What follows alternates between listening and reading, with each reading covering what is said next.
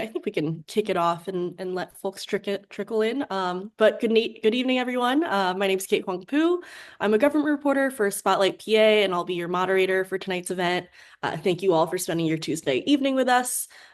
For those of you who are new to our programming, Spotlight PA is an independent, nonpartisan, nonprofit newsroom producing investigative and public service journalism about state government and urgent statewide issues. We can't do any of this work without you, our readers and donors who support us in numerous ways, and you can learn more about us on our website, spotlightpa.org. So before we get started, a few housekeeping items. Tonight's event will be recorded and posted on our website tomorrow for those who cannot join tonight. You can join our discussion by submitting questions during the event. You can do so in the Q&A section at the bottom of your screen. Thank you to all who have already submitted questions. We definitely have a lot of them, so we'll try to get through as many as we can. And special thanks to our sponsor tonight, Ballot PA, a project of the Committee of 70.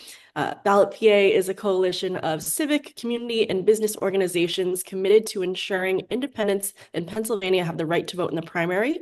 You can learn more at ballotpa.org, and we're going to have David Thornburg, the chair of Ballot PA, to say a few words.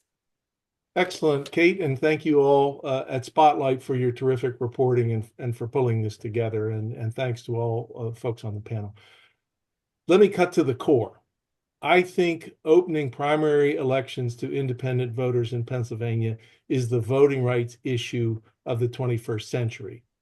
Hard stop. And why is that? In 1937, a mere 88 years ago, for reasons that no longer matter and that no one can remember, the legislature in Pennsylvania forbid independent voters from voting in primary elections. At the time, independent voters were only about 2 or 3% of the total. It was kind of an oddball thing if you were an independent voter. Much has changed since 1937.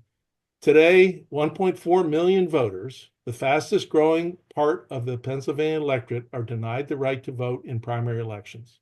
Nationwide, almost half of all voters identify as independent voters.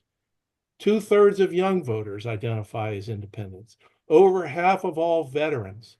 And even in Pennsylvania, when they're denied the right to vote in primaries, 16% of all voters are now independents. This change is long, long overdue, and it's so rewarding to see folks like Representative Solomon and Jen Bullock on the call tonight to make the case. I want to end my remarks, and again, my thanks, just reading a short note that I got along with a check to Ballot PA from a man who I'll call Jim from Easton, PA. Got this on Saturday. You can't see it, but the handwriting's a little shaky, what happens when you maybe add a few years. And he said he's an independent voter, and he said simply this: "Enclosed, you'll find my contribution to help change this antiquated law. We pay taxes, served our country and community, and deserve to vote. We are U.S. citizens. Thank you, Jim." I couldn't say it any better. So over to you, Kate, and thanks again for this opportunity. Yeah, thank you, David, and thanks again to Ballot PA. We do just want to remind that while we value our sponsors and their support of our journalism, they don't have a role in our event selection, our content, our planning. But to get to the main event, tonight we're going to be discussing open primaries. As an introduction, Pennsylvania is just one of 10 states with closed primaries, meaning that only voters registered as Democrats or Republicans can participate in selecting candidates during the primary election. This has been a longstanding conversation between state lawmakers, voters, advocates, county election officials, but the bill has never made it into law. So to help us shed light on this issue, tonight we're joined by Jennifer Bullock of Independent Pennsylvanians, Sean Drasher, the election director of Lebanon County, and Representative Jared Solomon of Philadelphia. And they're going to tell us a little bit about their work and their themselves. So Jennifer, if we could start with you quickly. Great. It's so wonderful to be here. Thank you for inviting me on to this discussion. And it's so heartening to have so many people come out when there's so many things we could be doing on a Tuesday night. It's such an incredibly important voting rights discussion, as you so well articulated, David. So I'm Jennifer Bullock. I live in Montgomery County, Pennsylvania. I'm a lifelong Pennsylvanian, and my parents instilled in me the requirement to be a part of community and to be an activist and to live your values. So for over 20 years, our group has been fighting for open primaries. I'm coordinator of Independent Pennsylvanians. We are a diverse group of independent and independent-minded voters. We are ordinary citizens advocating for full voting rights of the over 1.4 million independents in Pennsylvania, as David mentioned. And we also have a mission to create a new political culture other than what we have. And we all know what we have is getting worse and not effective and quite dangerous with the hyper-partisanship, divisiveness, and the lack of trust in our government. So we are committed to opening the primaries because us as independents, we pay for the primary and still can't participate. But there's hope, and hopefully we'll get into that in the discussion today. But also, I think it's equally important that we learn how to talk to one another in new ways. That's not all about the old, tired debating who's gonna drown out who. So that's part of our mission as well, which I did want to underline. So again, thank you for having me. Yeah, thanks, Jennifer. Sean, can you go ahead and introduce yourself? Sure. I'm Sean Drasher. I'm currently the election director for Lebanon County, PA. Been in elections about 10 years and director here for about 4. Great, thank you. And Representative, do you mind going ahead and introducing yourself? Hi, Jared Solomon, State Representative in Northeast Philadelphia. It's great to be here, Kate, with you and Jennifer and Sean and David. This is such an important discussion, Kate, because right now 1.4 million Pennsylvanians are paying their taxpayer dollars. They're paying to prop up the whole election system that we see on election day that Sean administers, that whole operation, and they can't vote. They have no voice, no vote in our system. In parts of Northeast Philadelphia, sometimes less than 10% of people go out to vote. That's a problem. That's a serious problem. And there may be many reasons. People are working 2 or 3 jobs. They forget it's election day. But whatever is going on, we know the status quo is not acceptable. We must do better here in Pennsylvania. And we need to inject new energy and a dynamic new spirit into the voting system in Pennsylvania with the fastest growing party in PA. Unaffiliated voters, 15% of the electorate. By taking this measure, we send a strong signal to those veterans, those independents, those young people that we want you to participate in our democracy. Thanks, Kate. Thank you, Representative. I think we did all kind of touch on this a little bit, but Jennifer, if we could start with you, can you tell me a little bit about why it's important to be able to vote in a primary, people who are impacted, and the folks that are impacted by the closed primary system? Sure. So and we'll probably all be saying some of this over and over again because they're such critical points to keep talking about. The primary is the first round of public elections. The primary is the election that decides who's going to be on the ballot for all of us to vote on in every November. Independents, as the representative just said, are the fastest growing voting bloc. So if there's going to be any kind of democracy worth its salt, we need to address this fundamental voting rights issue. there will be less polarization, more voter turnout in states that have various versions of open primaries. There's more voter turnout. There's less of the extremes on any side of who ultimately represents all of us. And as the representative just mentioned, we have to find new ways of doing government, new ways of hearing one another, listening to one another, because we are in a real crisis. My first job, even though some people think I do this all the time, which I do, is I'm a relationship therapist. And I've been a relationship therapist for 36 years. And I see firsthand the toxicity and erosion that happens when there's massive distrust and whole segments of people who feel disempowered and like I have no voice. They're just a bunch of corrupt people. Why can I, that kind of thing. So we really think that opening the primaries amongst all the important reforms that are out there is critical and first and foremost, because it's the issue that talks about who can even get into the ballot box to begin with. So that's some of why I care about this issue. We, 20 years ago or longer than that, a group of us who were already nonpartisan wanted to talk to other ordinary voters. And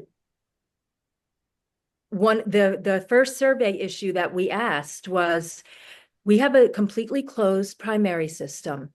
What do you think about that? We were blown away. That's crazy. Why can't you vote?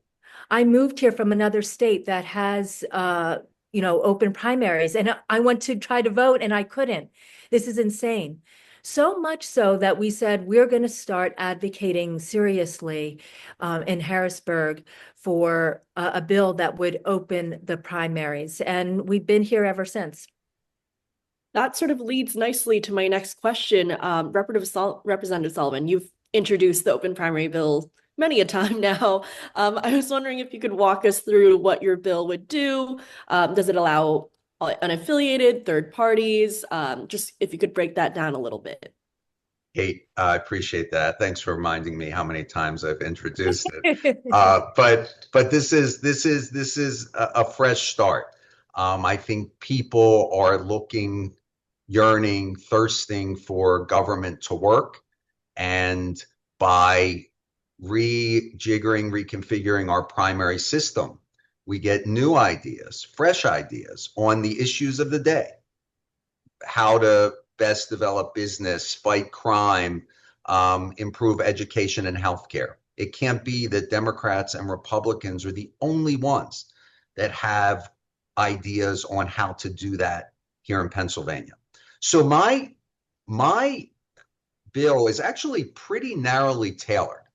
My bill would allow the 1.4 million voters who are either registered as unaffiliated, that's these checkbox on our, whether you vote, you register online or you do it longhand. So those who have checked unaffiliated, or someone that checks none or other and writes in independent.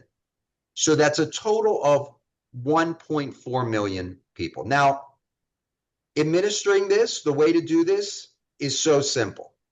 Joe comes in on election day and the judge of elections says, I've noticed in the poll book that you're registered independent, unaffiliated. Fantastic. Are you going to take a Republican or Democratic ballot? Okay. He says, I'm going to take a Republican ballot. So we've protected the integrity of the decision of that voter. Joe gets to vote on the Republican ballot. He remains an unaffiliated voter. Joe signs off on a certification, so there's a paper trail to ensure that we know that Joe in this past election decided to vote in the Republican primary. But it becomes a jump ball because both parties can compete for independent votes. And hopefully, as I'm a Democrat, convince people that the ideas of my party should be ones that those independent voters should incorporate into their policy, political philosophy. Right. And Sean, could you talk a little bit more about what this looks like on the ground, these administrative changes? Because I know that in committee hearings before, election directors have said, you know, we'll need some time to implement this change. Oh, So Lord, yes. what does that look like?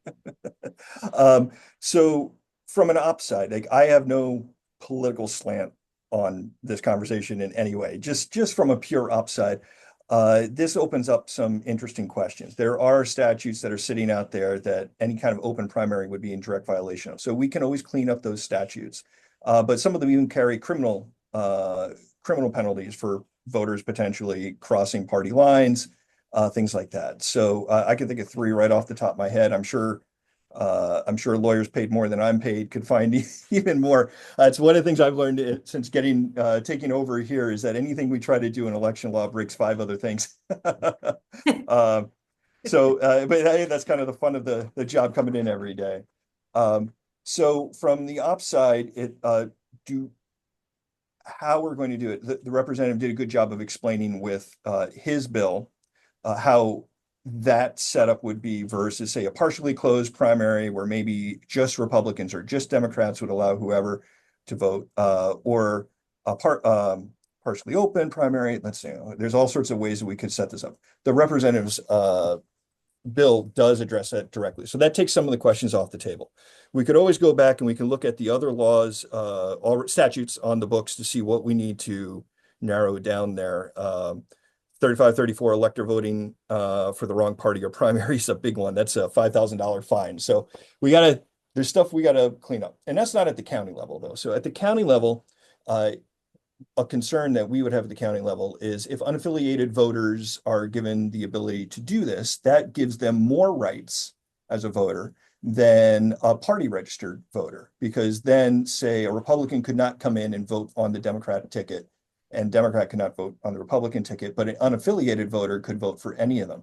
And what would we do then with the minor parties? I guess we should not supposed to call them minor parties. Forgive me, folks. But the Greens, the Libertarians, we have a Jedi party. And I think that we have 1 guy or 2 guys in our county that are registered Jedi. So do they get then to register? Do they have to flip to unaffiliated to be able to vote? Or do only the unaffiliated get that extra right to vote for whoever they want? That would be a very interesting question. And any of these little questions, these little things that happen on the ground or election day, turn into big fights in the polling places. People have very strong feelings on this stuff. So that's the kind of stuff I'd want to see ironed out ahead of time. Right. And I should mention, since I've done some reporting on this, our election code is very old. It is quite easy to break at times, as seen by our mail voting laws. So that's something that comes sort of hand in hand with election reform. But Sean, really quickly, could you, from your estimation, like how long would these sorts of changes, how long would you need to prepare to like properly implement this kind of policy? I would hope that something like this would be a 1-year out process. Anything you're hitting with the elections, you want a full year to get them rolled out and to look at all the potential things that might have broken along the way. But it is, I feel like I gotta point out, so while David, I believe the first speaker, was talking, I changed my voter registration twice while I was sitting here online using the state system. It took me about 40 seconds to do. So anyone that's listening that right now is independent and wants to vote in this primary, well, up until this previous Monday when registration was closed, all you have to do is go online to vote.pa.gov, and anyone in about 40 seconds, well, I know what I'm doing. So let's say 2 minutes if you don't know what you're doing, can change their registration to register for whatever ballot they want to get in the primary. It's not that hard to do. Right. But can I jump in, Kate? Yeah, go ahead. But you're assuming that, Sean, that the world is defined by only Republicans and Democrats, and no one else should be able to participate in a meaningful way.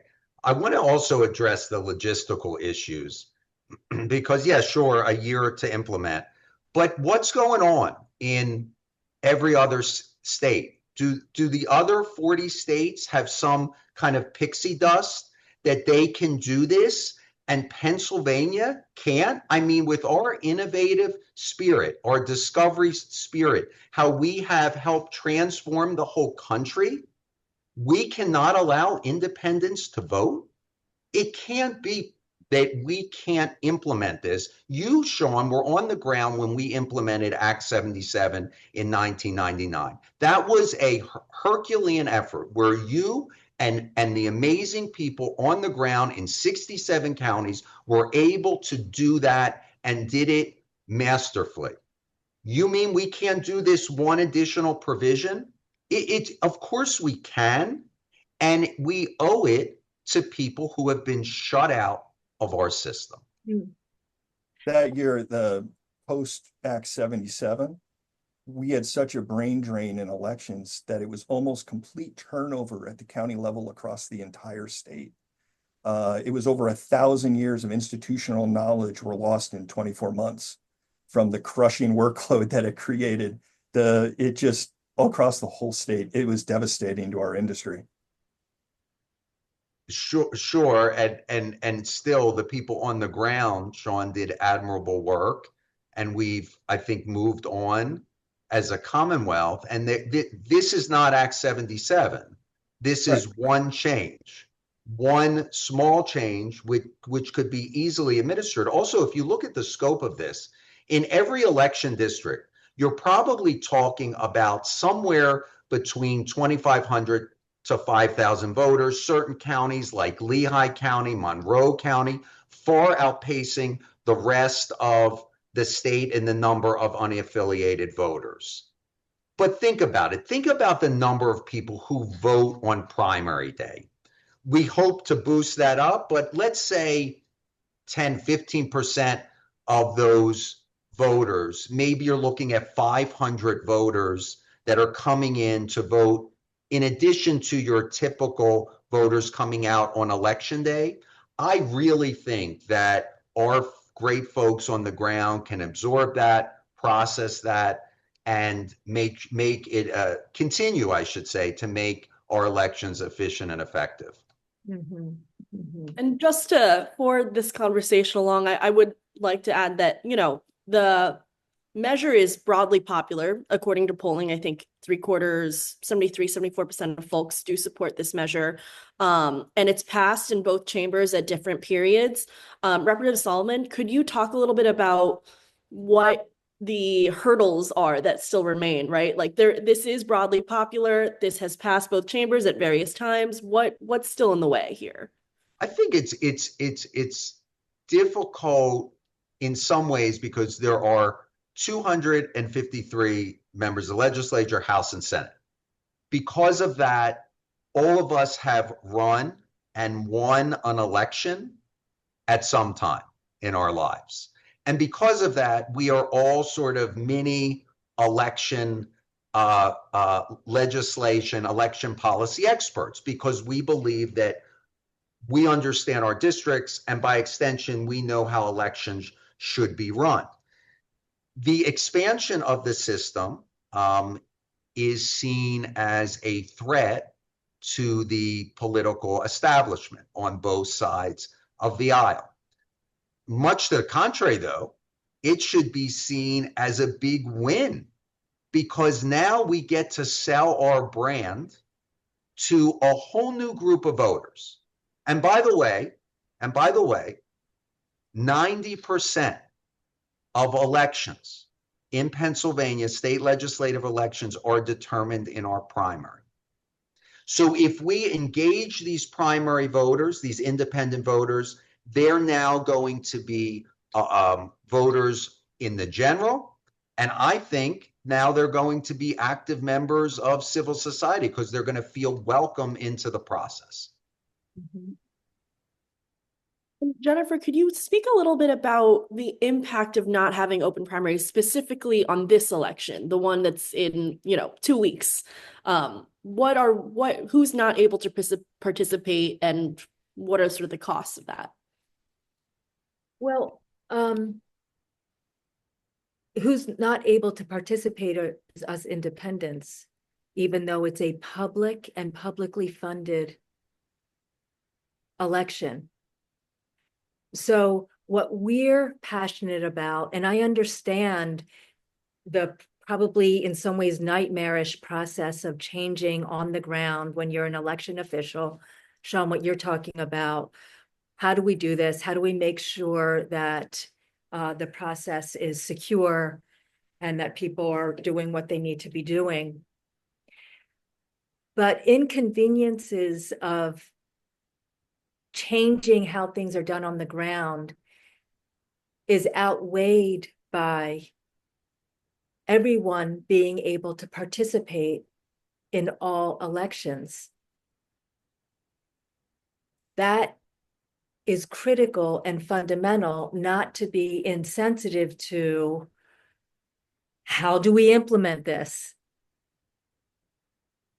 But it has to be done if we are going to have a shot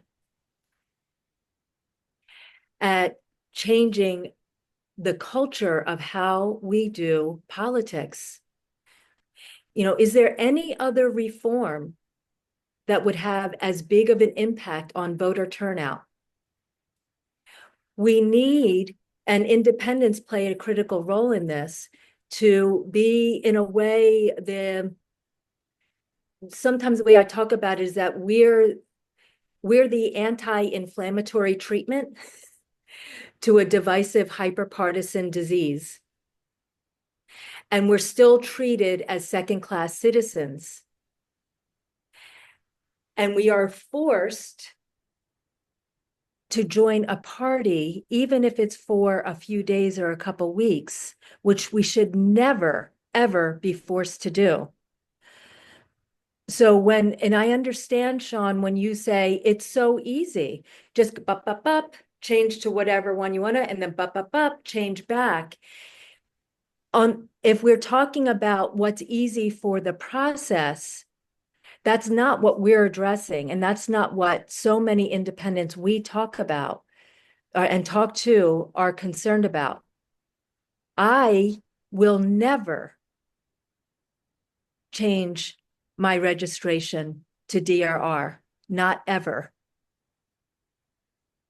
And there's no independent in Pennsylvania that should ever be told that's what you have to do to have your franchise.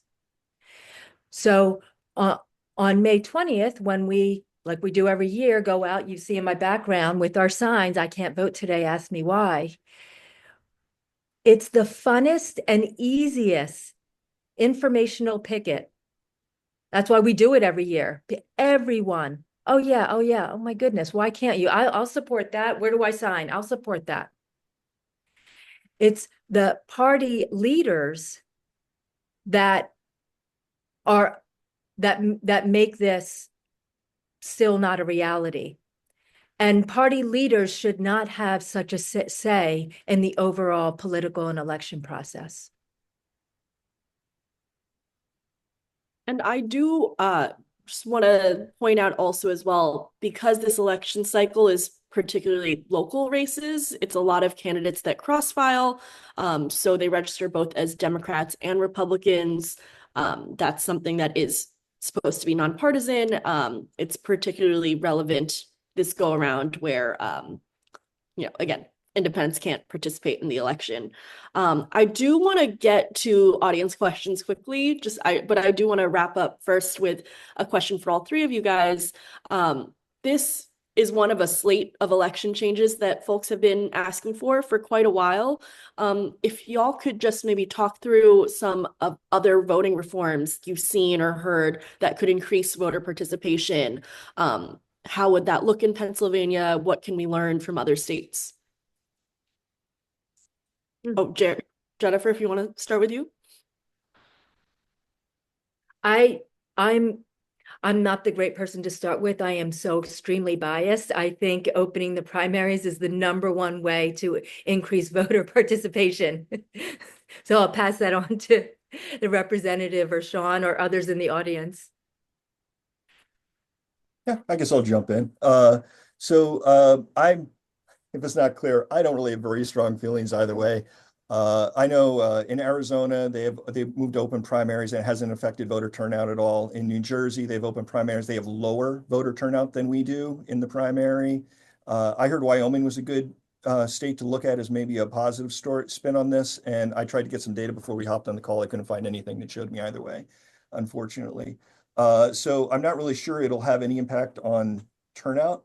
Something that had always appealed to me in this debate was the idea that maybe that this would be a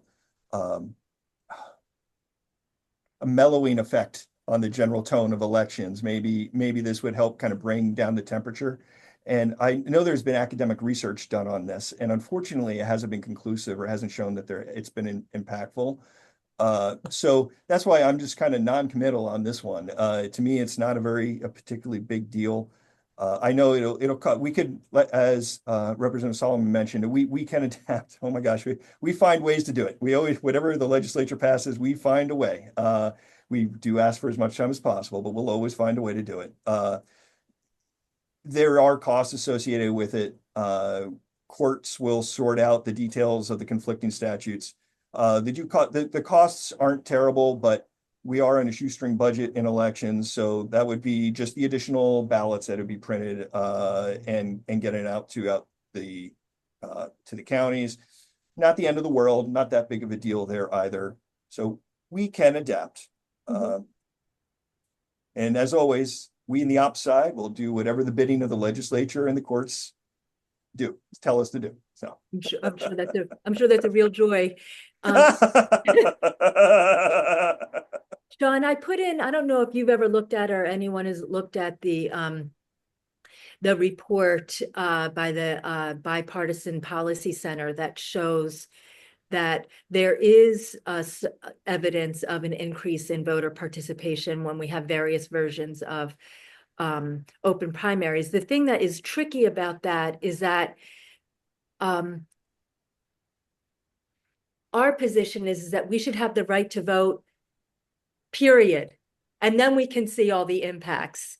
We're still working within this two-party duopoly lens that keeps independence in the blind spot. And we're human beings, and we have a critical role to play in the overall political and election process. And so when you or others say it's no big deal, you can change your legislature, and it doesn't even look at New Jersey, you're actually maybe on purpose or inadvertently saying, we don't exist, we don't matter, it's not a big deal. My voting rights is a critically huge fundamental deal. I would just add, Kate, in terms of accessibility to the ballot, because that's really where my focus is. Open primaries is key, but I think there's a suite of policies that are critical. We need real early voting. We have early voting now at satellite locations, but we need early voting on machines a few weeks before Election Day, including weekends to accommodate for people's schedules. We also need same-day voter registration. People are busy. People forget. Deadlines are missed. So if you want to vote on Election Day, you should be able to do that, go to the polls, register, and then vote. I think those three policy initiatives, if we could get those to the governor's desk, will, without question, increase voter turnout in PA. Thank you. And I will just say, to Sean's point, I think there have been a lot of changes that election directors have been asking in terms of practical administration, right? Pre-canvassing for the longest time. And that's been quite a heavy lift for the state legislature. So I've heard from a lot of election directors that adding more and more can prove a challenge. And that's just something I've been hearing from many election directors. Yeah. But to go to audience questions, because we have a lot, so I will try to get through as many as possible. I think Representative Solomon, you might be a good person to ask for this. There have been a lot of questions about how open primaries can throw elections, quote unquote, how they might impact, I think what we've talked about, like jungle voting. Can you talk a little bit about what that means and how your bill addresses that?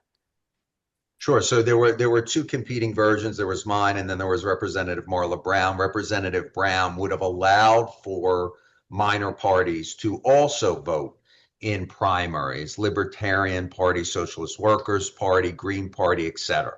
I don't support that because I think if you have made a clear decision that you want to participate in a party, in a primary, there is a structure to do that. My focus is unleashing the voice of the 1.4 million unaffiliated voters in Pennsylvania. In terms of meddling with the elections, it simply has never happened. I know Sean brought that up as well. It's brought up every time that this bill comes up for a vote. Rush Limbaugh tried that when Hillary Clinton was running for president to encourage people to register in the Democratic Party and throw that election.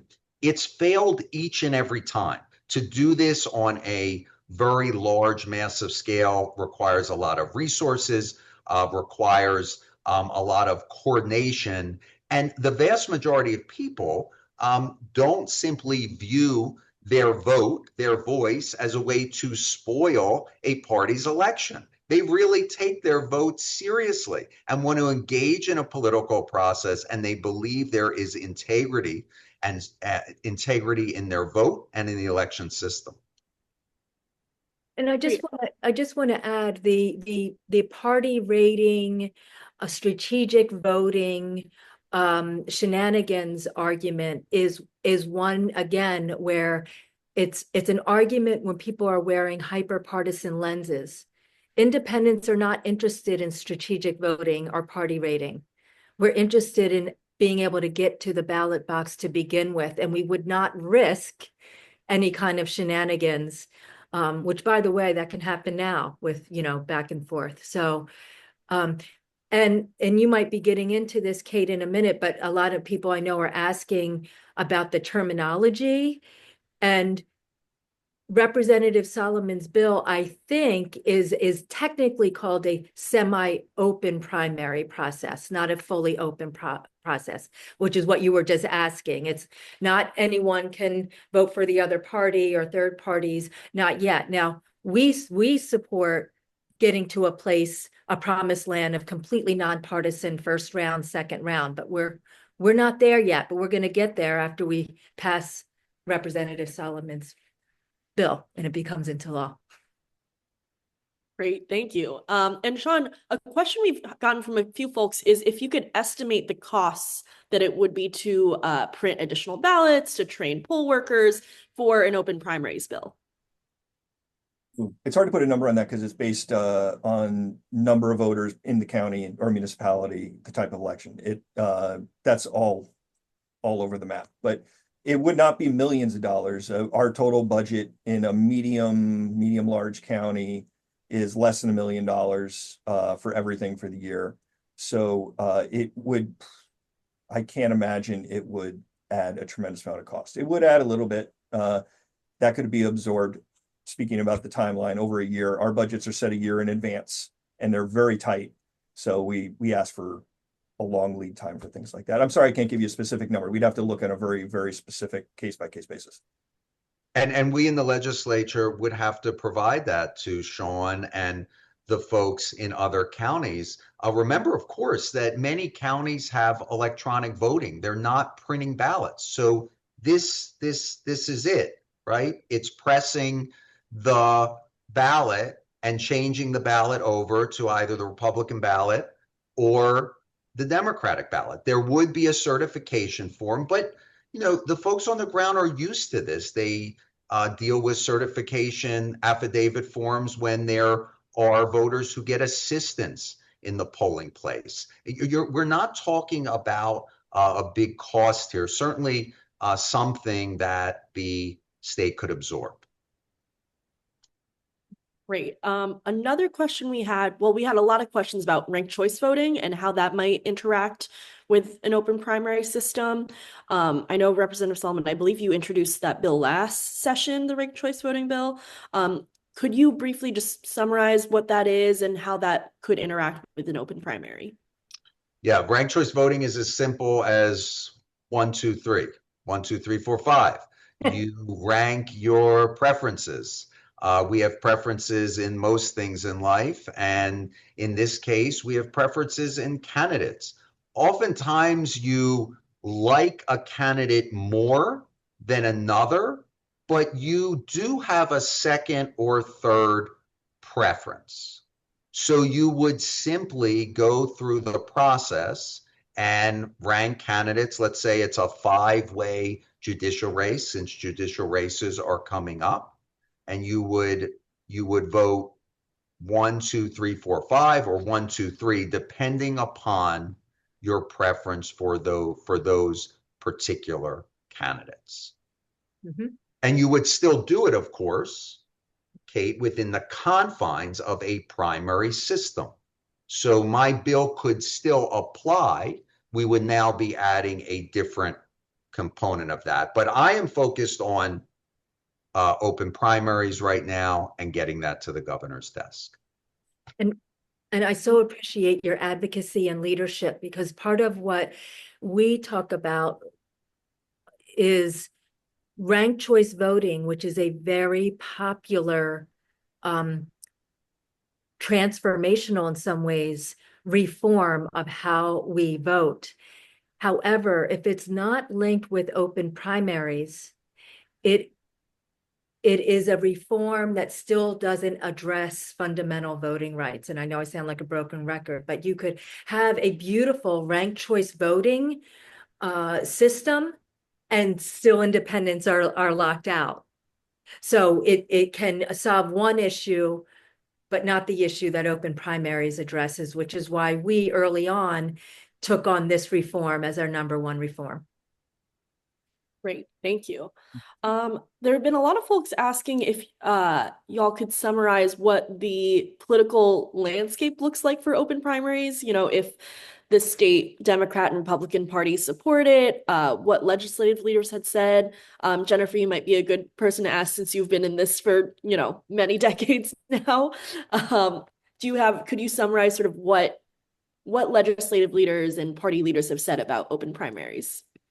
Well, it's interesting. You know, 20 years ago, when we started talking to legislators, it would be, okay, yeah, I'll put out a bill and maybe I'll get a couple sponsors and it really won't be bipartisan.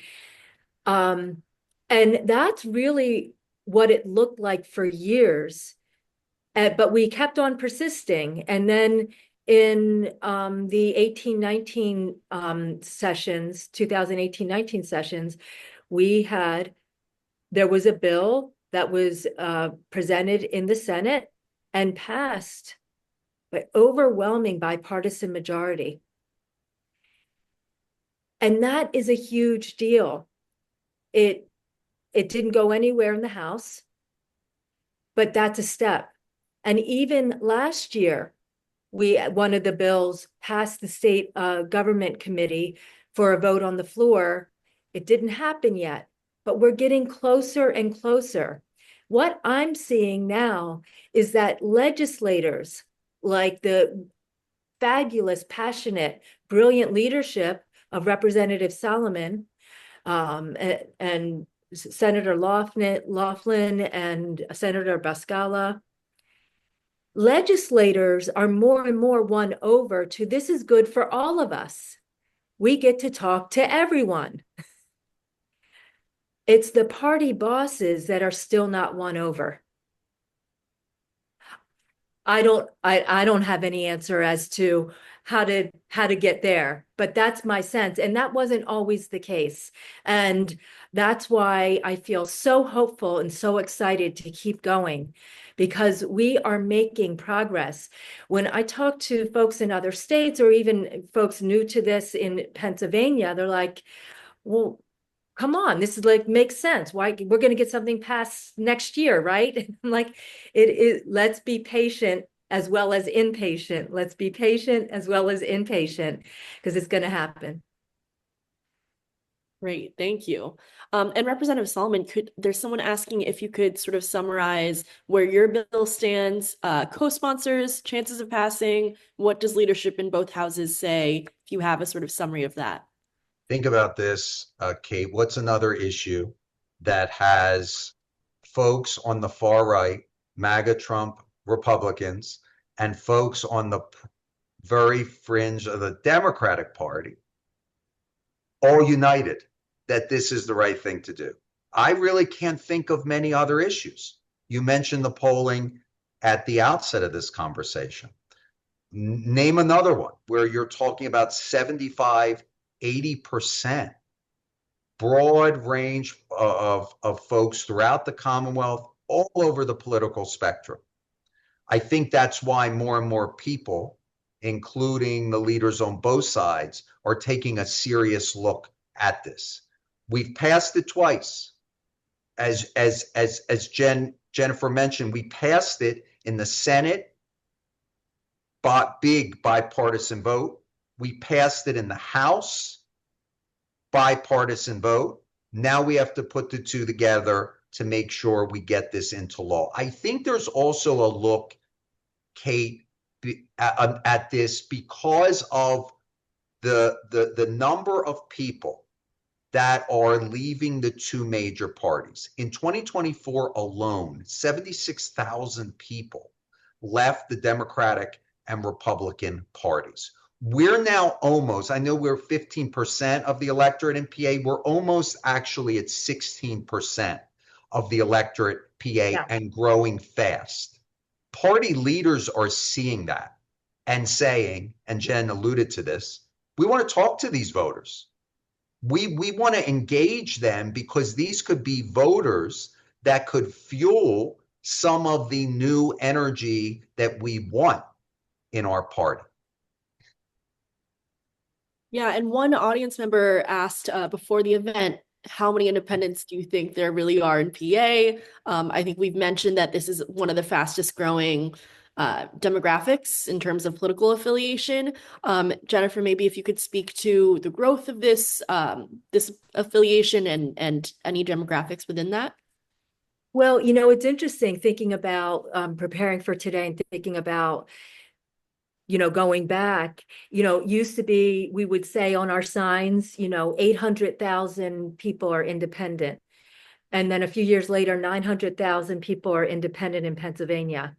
2015, 1.1, we have to keep changing our signs. 1.1 million voters are independent.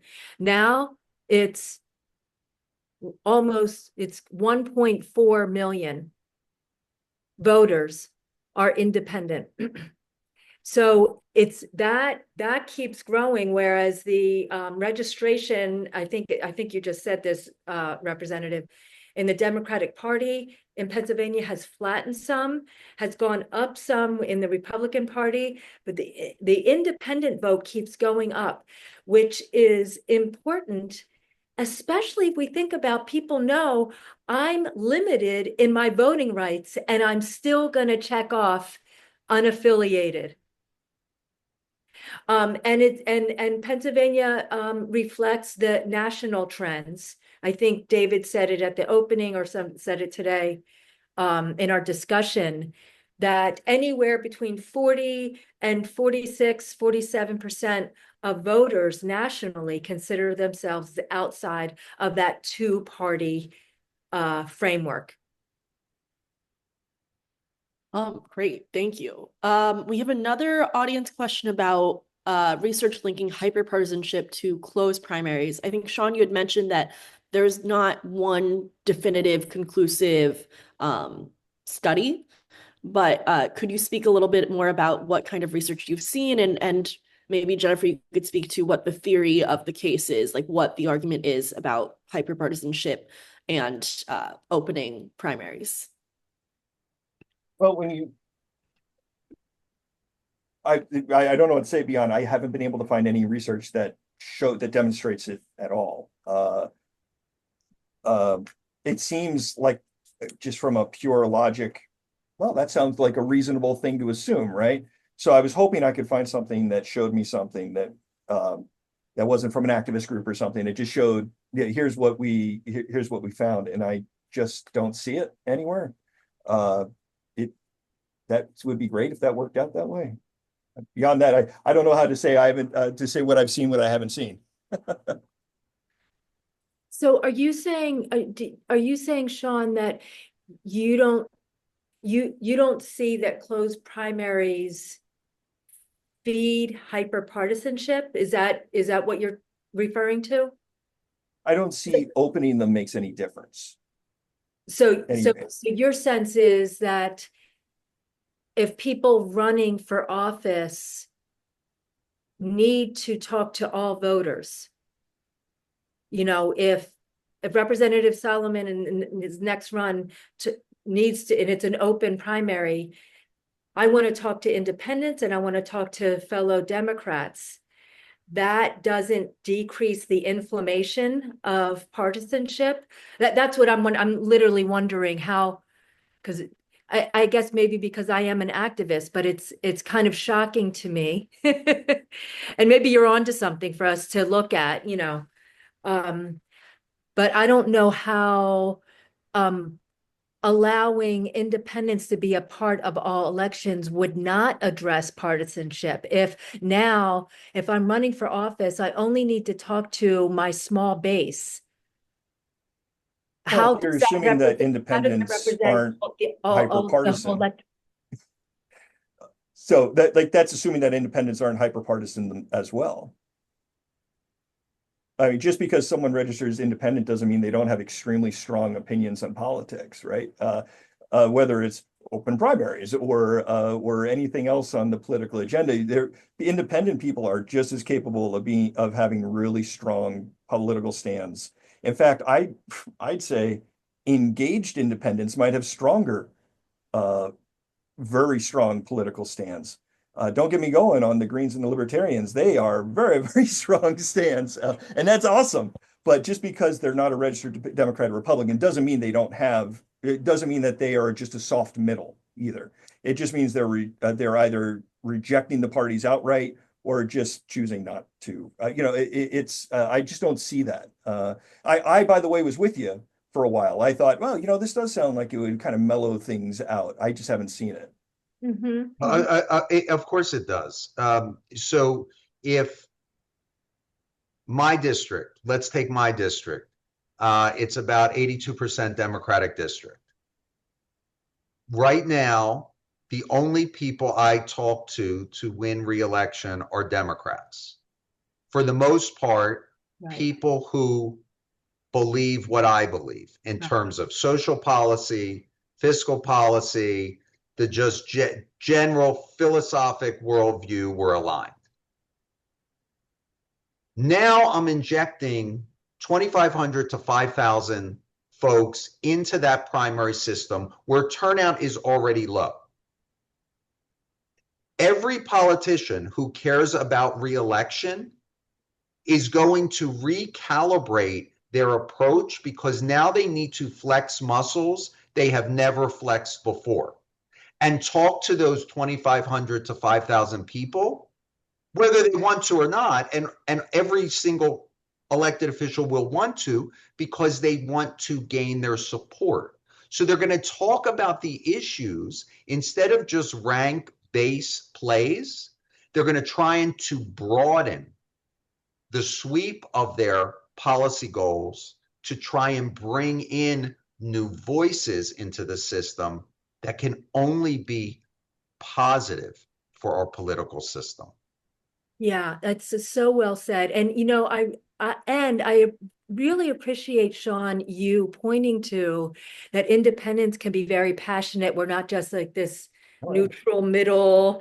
And of course we are, but that's the very reason that we want to be included, because we have strong opinions and we want to vote for the candidate, not the party, which is what decreases the hyperpartisanship.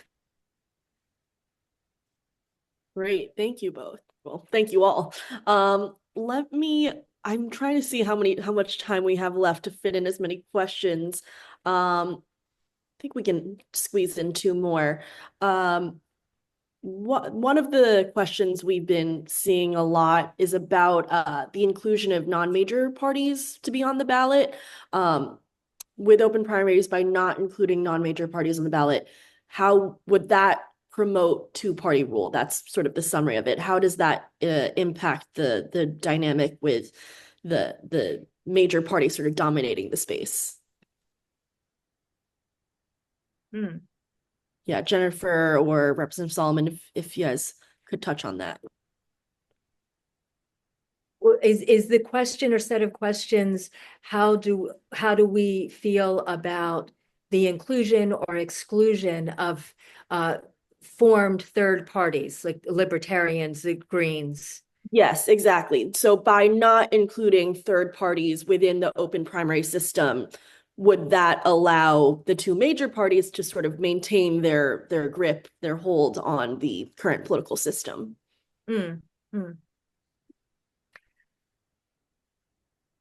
would just say quickly that in general and unaffiliated, this ability to bring in unaffiliated independent voices is critical because of the way that we frame out our political choices and the way that we view third parties, whether it's minor parties, whether it's unaffiliated voters. And just a way to look at this, we have under election code major parties. It's determined by the vote share in elections, presidential elections, Democratic, Republican. Under that, we have the minor parties, Green, Libertarian, etc. The way that our Department of State gathers data is by then categorizing everyone else as other. Yeah. As other. We literally basically say your voice is other because you have decided not to make a choice that we as a Commonwealth value. That is really problematic. So we don't just advocate for this because we need to bring in unaffiliated voters. We advocate for this because this will change the political culture in our Commonwealth. And this really is what we're about, right? Yeah. We are about, from William Penn on, engaging diverse opinions and having each of those opinions have a stake in our democracy. Great. And I just want to squeeze in one more really quickly, because a few folks have asked this. I think this might be best for Jennifer. They're asking, what can they do to help bring open primaries in PA? How to volunteer or get involved in your organization? Do you have any contact information? Just shoot out. Oh my goodness, yes. Well, please join us for our very fun informational picket that's going to be in Center City, Philly this year on May 20th. You can contact me through the website that I think you posted, our website, PA Independence. You can also check out, of course, Ballot PA on how to get involved. And there's also national organization open primaries that you can check out. But certainly my contact information is on the website. We have monthly meetings that are friendly discussions. What's happening in Pennsylvania? How can we get involved? How can we support moving this process along? Because we're going to get there. Great. All right. Thank you three so much for participating. I really appreciate it. I just want to remind folks that the primary is coming up. Mail ballots are due by May 13th, or you have to request them by May 13th. May 20th is the primary. You can find more information on our election page, spotlightpa.org/elections. And thanks again to our sponsor for tonight, Ballot PA. If you want to find more info about our events, that's spotlightpa.org/topics/events. And any questions or comments can be directed to our events coordinator, Yasmin. Her email is ypiper@spotlightpa.org. Thank you all so much for participating. I really appreciate it. And thanks everyone for attending tonight. Thank you, everyone. Night.